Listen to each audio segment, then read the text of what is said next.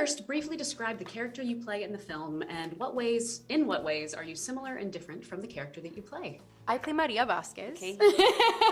She's the little sister of Bernardo Vasquez, who is the leader of the Sharks, and he's also a very, he's like kind of famous in town for his boxing. A great boxer. He's a great boxer. And I think Maria loves her family so much. She loves her roots, but she's also very interested in rooting herself to other things and other people and having different associations in her life. And she's just come to Nueva York for the first time. She's been there for 4 months, and she's there because Anita convinced Bernardo to go and to let her come to Manhattan. I think Maria and I are both very emotional. We lead with our hearts, first and foremost. We lead with love, and we have a tough time trying to understand why people hate differences so much, because she focuses on similarities more than differences. But the differences are not lost on her, which I think is different from other iterations of Maria. Yes. Tony and Maria constantly have conversations about how they're different and how that's dangerous, but then they love each other anyways. I think that's a really beautiful thing, and I think that is a core part of my personality. And now, Ariana DeBose. I play Anita. She is the first lady of the Sharks, the girlfriend to Bernardo, the leader of the Sharks. She is a absolute firecracker with a passion for dancing, and she has a beautiful maternal relationship, sisterly relationship with Maria. And she's sort of, I like to think of her as the glue amongst the family. The complicated glue, but she holds things together even in the face of incredible adversity, whether it's coming at her or the people that she loves. But one of the things I love about this character is she has agency and she speaks her mind. She's a woman ahead of her time, and she has beautiful ambitions to create a better life for herself and the people that she loves, and she has no qualms about going 100% towards fighting for her version of the American dream. And then, as time goes on, you see how the very dream that she is fighting for is ripped from her hands by Americans. Isn't it wild? It is a wild, wild thing.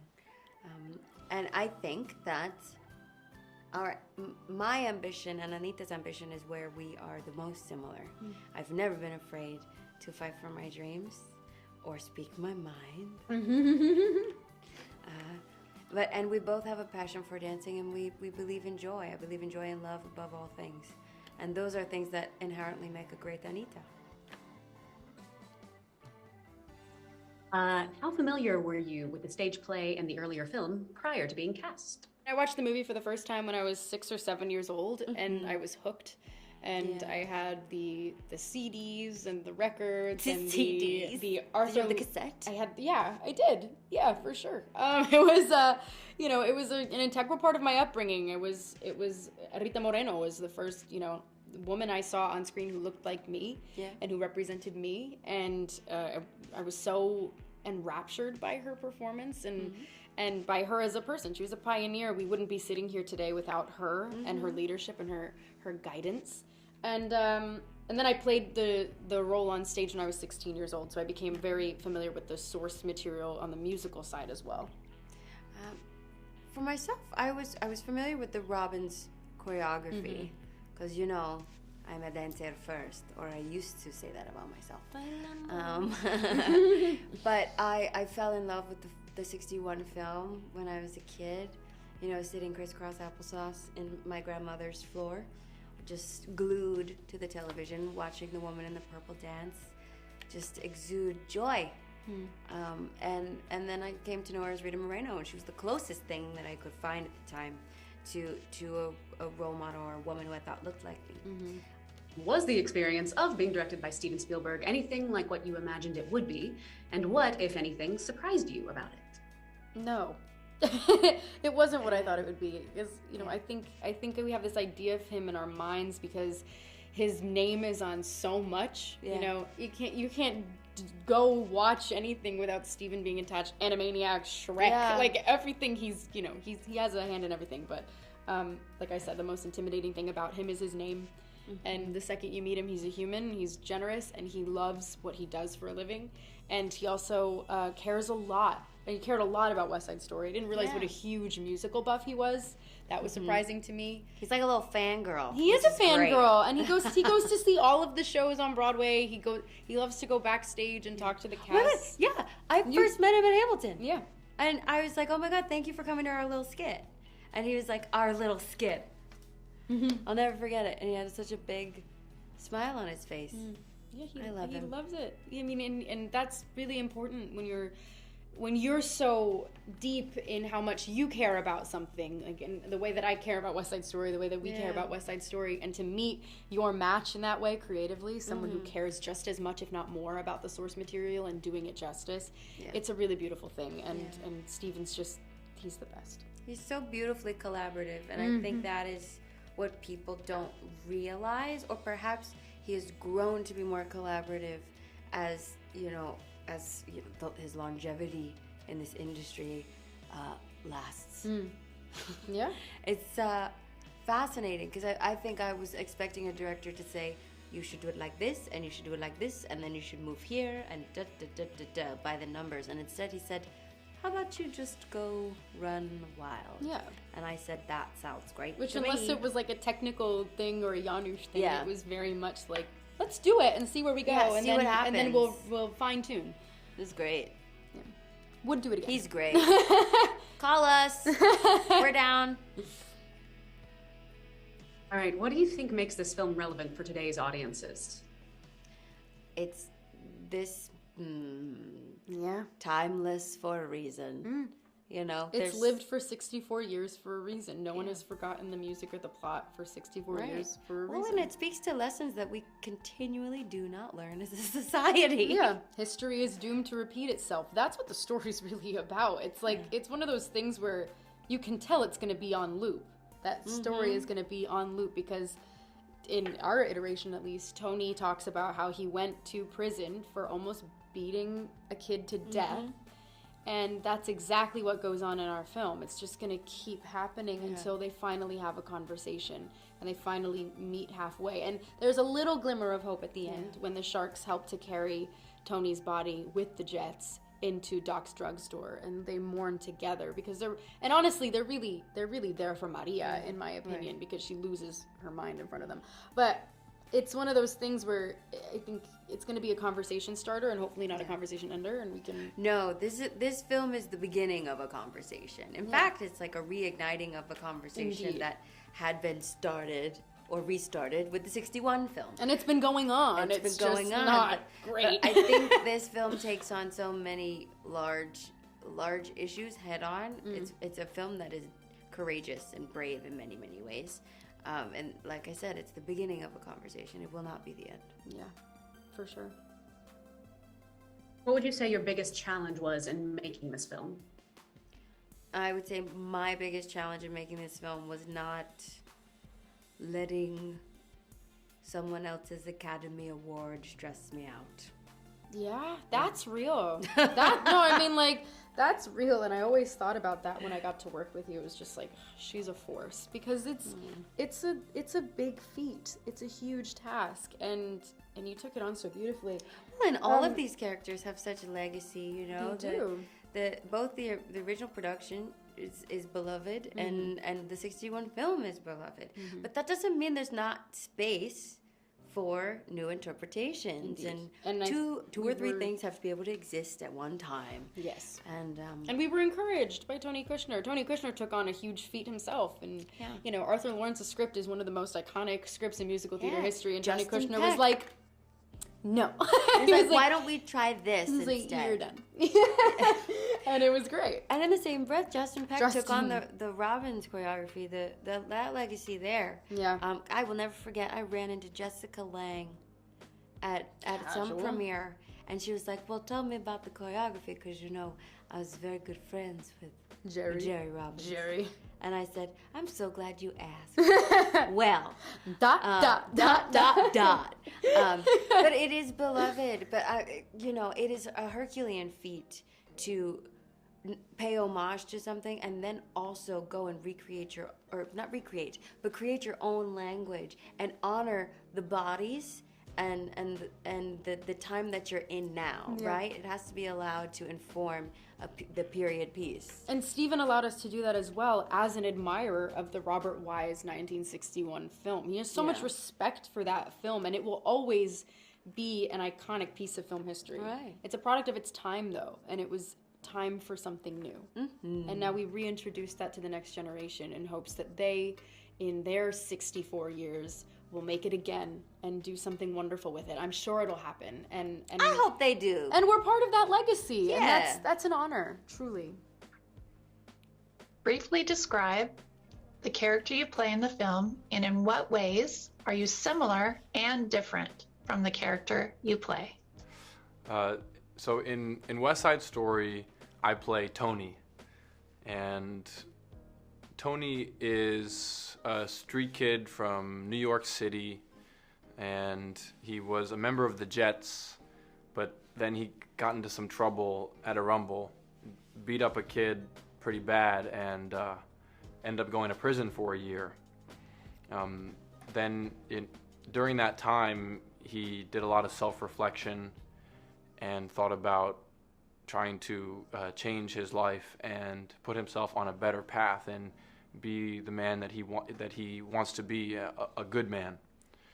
And then we meet him in that hopeful yet unknowing place. And then when he sees Maria, I think that becomes the shining star of hope. I relate to Tony because I'm from New York City. I love walking around the streets. I love hanging out with my friends and playing basketball or climbing on things and just enjoying that New York City pedestrian life. I'm different from Tony, though, because I'm not an orphan.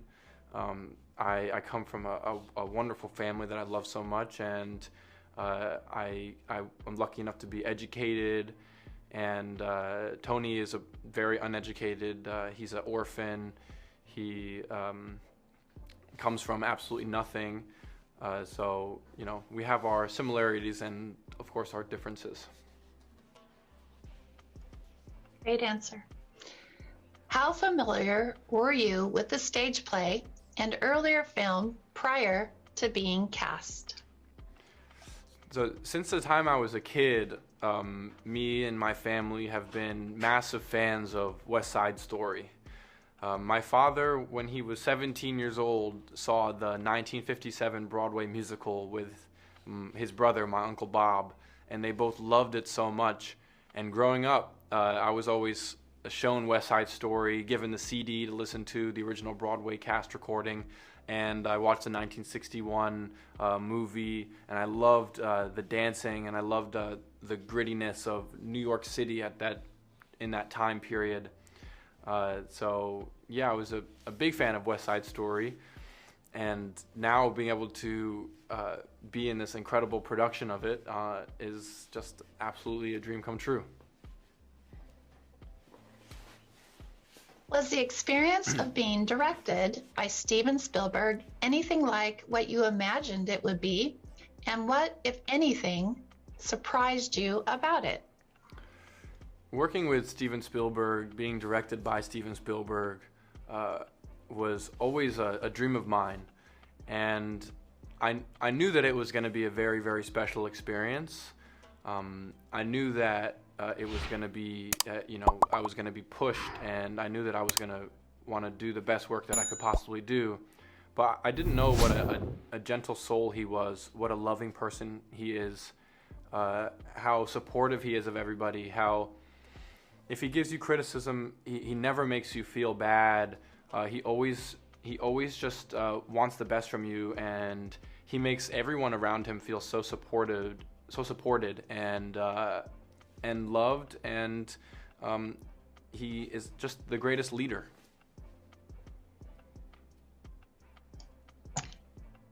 What do you think makes this film relevant for today's audience? Well, West Side Story is a tale of all times. Of course, it's based off of Romeo and Juliet, which is also a timeless tale. And even today, it's relevant. Unfortunately, we live in a world of a house divided. Sometimes different groups of people misunderstand each other, hate each other, or are at war with another. And today we have that same issue. And West Side Story, you have love, which prevails all, which is the strongest force. But unfortunately, at the same time, you have the Jets and the Sharks, who end up being violent toward one another, and there's horrible tragedy in this film as well. But after the tragedy, both sides are able to realize that they've actually been making a big mistake, and that they should never have been violent with each other. They should have never hated each other, because they aren't that different after all. So I think today it's as relevant as ever, and I hope that audiences can watch this movie and think about how, even though we have our differences, we are all very much the same. I love that. And our last question. What do you hope audiences take away from the experience of seeing the film? I hope audiences, after seeing this film, are entertained, feel inspired to dance and love life and be full of joy, and also to have more understanding for each other and to celebrate our differences, and to realize that we come from a great world full of tons of different people, but at the same time we are all one people, and that we all have the capability to love, and that ideally we should all love each other. All right, you guys. So first, briefly describe the character you play in the film, and in what ways are you similar and different from the character you play? David, go ahead and start with you. Well, Bernardo is a fighter, boxer more specifically, who migrated from Puerto Rico to New York to try and find a better life. And his passion is taking care of his family, taking care of Maria, taking care of Anita, and making sure that he can also protect his community, his Puerto Rican community in the city. What do I resonate with Bernardo? I resonate with, I guess, I never really thought about that. I just did it. I just did it. I feel like some similarities is his love for his family, and also his fighter mentality. He's not gonna give up. He's not gonna just sit down and just say, I give up, I quit. He's gonna fight to the end, and I resonate with that a lot. Yeah, and in terms of Riff is the leader of the Jets and best friend of Tony. In this story, Tony was the leader of the Jets and then was sent off to prison and now is back.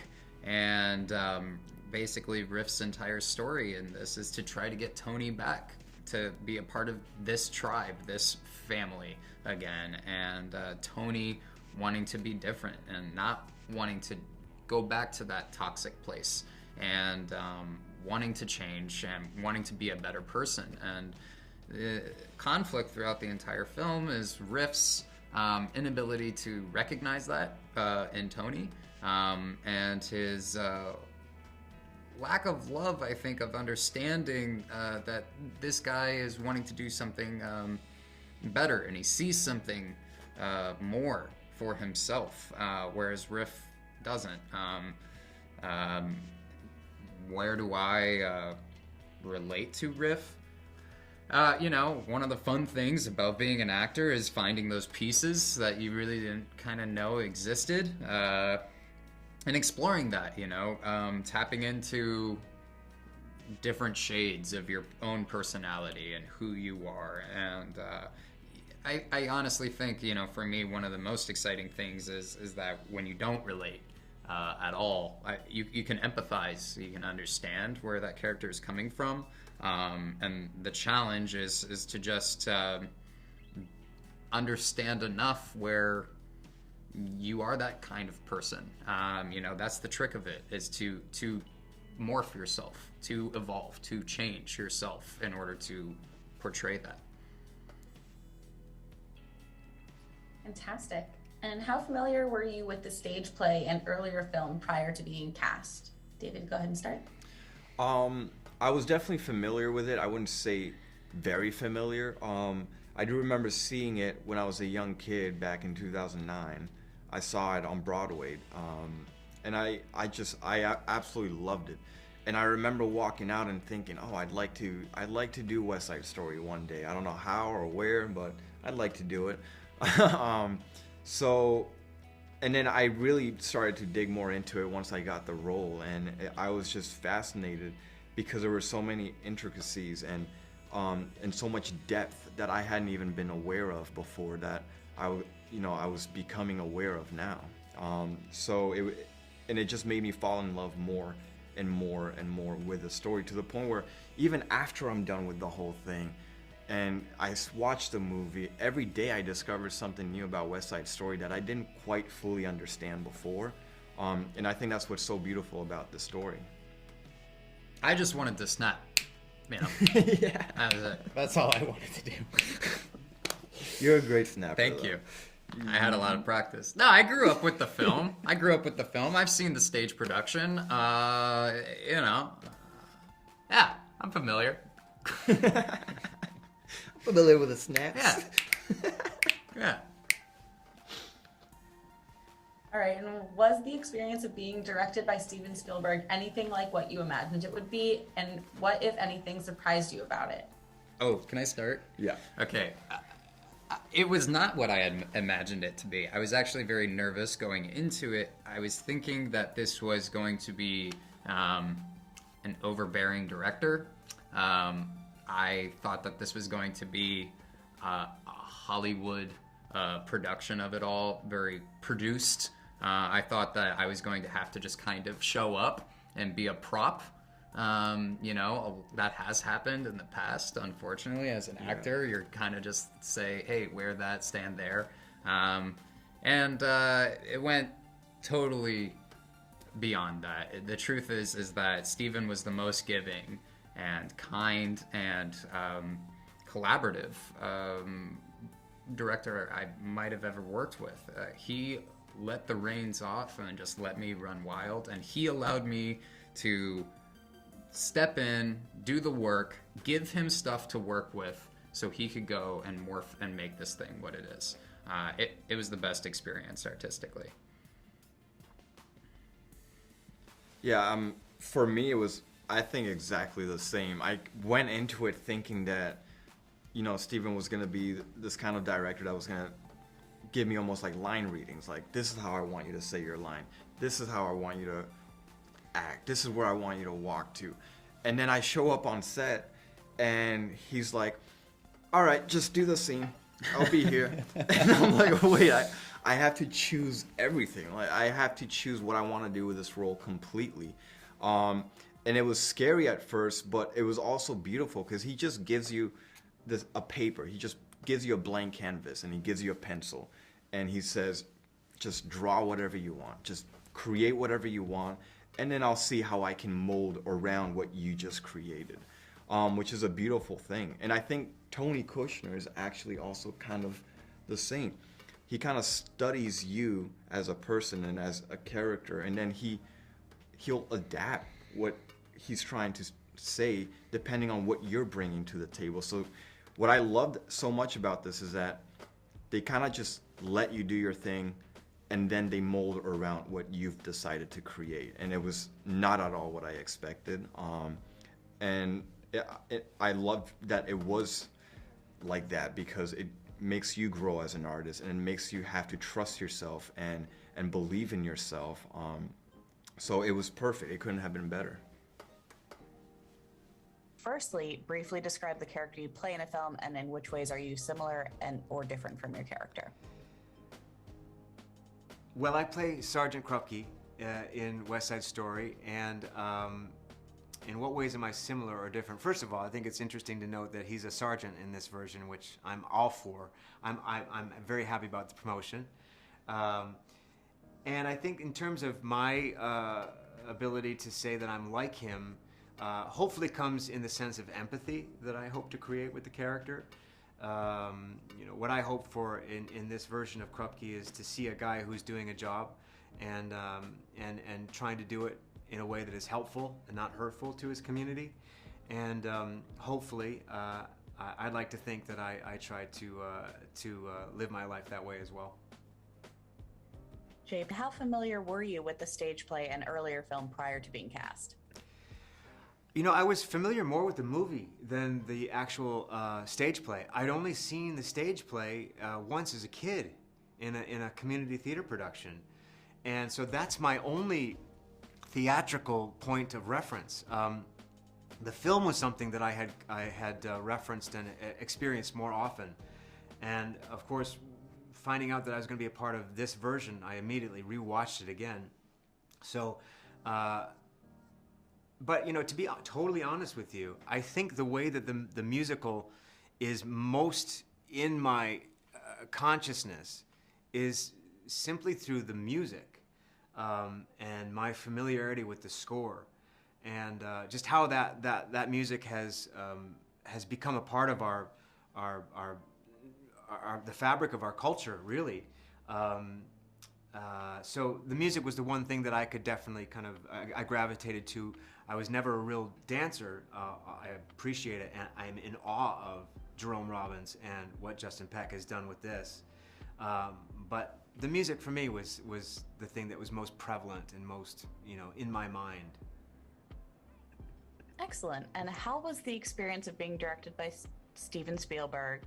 Was it like you imagined it would be, and what, if anything, surprised you about it? Well, what surprised me, I guess, is the ability that he has to completely disarm you with the notion that everything that you are bringing to the table in terms of, I'll speak for myself, my awe and my reverence for this artist. And when you're in that mode, it can often be something that prevents you from doing your best work, because you're stuck in this kind of gawky, phase of like, I can't believe this is happening. And I think to Steven Spielberg's credit, he is so capable of cutting through that immediately with the fact, purely by the fact that he is such a open-hearted, warm, and collegial person, that you realize, oh yeah, I got a job to do, and we're gonna do it together. He makes you feel like you should be there. And I think that is a great quality of leadership.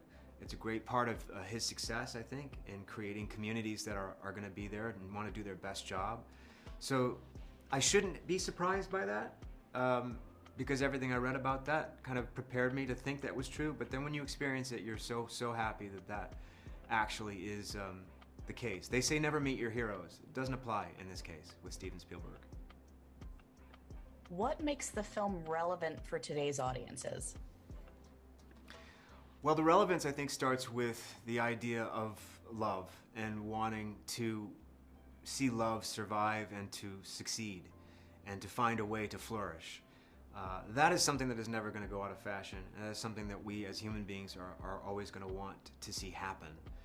And when that story is being told and the odds that create a scenario that make it less likely for that to happen, you're going to want to root for that. So that's the first part of the answer.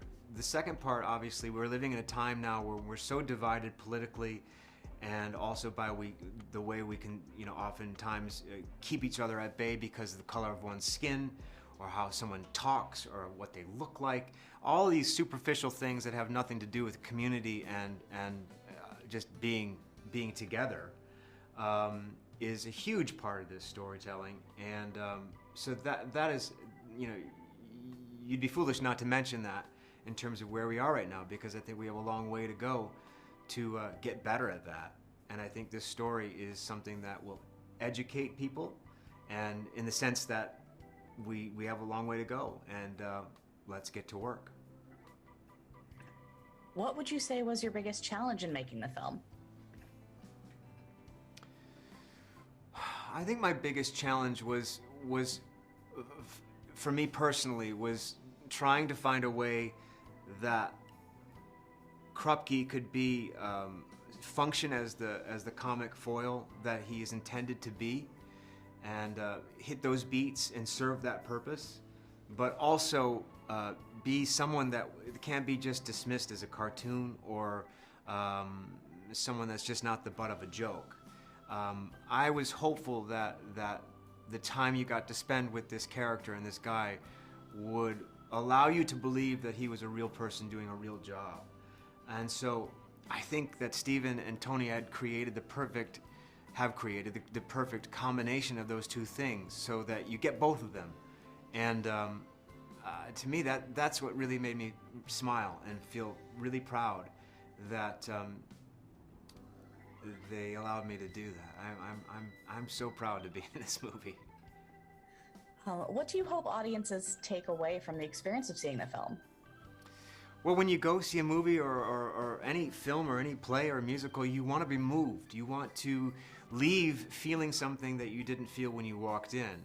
And I think that's what's going to happen with this film, because it really stirs your soul. It really does the thing that you want it to do. This is the reason why we go listen to stories. We want to be moved. We want to feel things in ways we didn't feel prior to hearing whatever story it is that you're kind of walking into. So that's what I want to happen, and that's what I know will happen when people see this. The second part of that answer is that I want people to understand that this type of storytelling through music and dance and the spoken word is an extraordinary way of experiencing a story. And so for anyone who's never seen a musical, this is going to be a great introduction to how beautiful and uplifting and momentous and stirring it can be to experience that when it's done really well. Thanks for watching. Make sure to like and comment on the video if you enjoyed it. Subscribe to the channel and hit the notification bell to be notified when new videos are released.